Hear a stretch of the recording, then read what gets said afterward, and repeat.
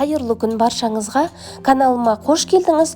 Бүгін мен сіздерге өте дәмді әрі тойымды болып шығатын корей баклажанының рецебімен бөлісемін. Бұл салатты жасау үшін ең алдымен баклажанды дәл осылай етіп шұпырыштап тураймыз.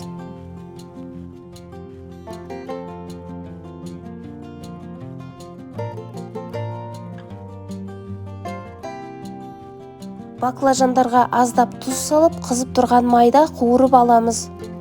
Осы уақыт аралығында қиярды алып, оны да шұпырыштап тураймыз. Баклажанның түсі осындай болып қызарған кезде оттан алып, келесі кезекте помидорды да осындай етіп шұпырыштап тураймыз.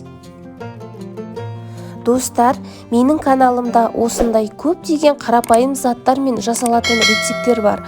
Алдағы уақытта шығатын рецептерді өткізіп алмас үшін каналыма тіркеліп, қоңырауша белгісін басып қоюды ұмытпаңыз.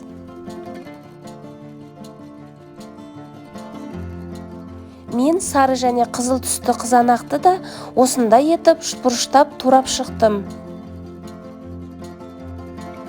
Барлық ингредиенттерді турап болғаннан кейін терең ыдысқа салып, оның үстіне қуырылып дайын болған баклажанды да саламыз.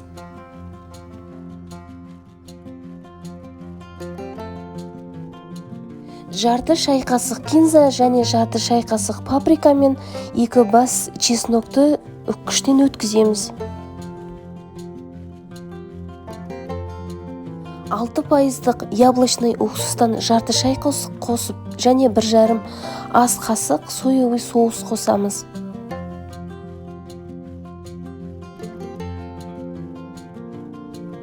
Аздаған укропты ұсақтап турап, оны да қосамыз.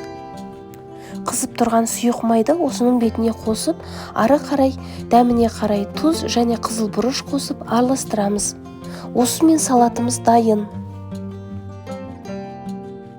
Достар, менің каналымда жаңадан шыққан рецептерді өткізіп алмас үшін каналыма тіркеліп, қоңырауша белгісін басып қоюды ұмытпаңыз.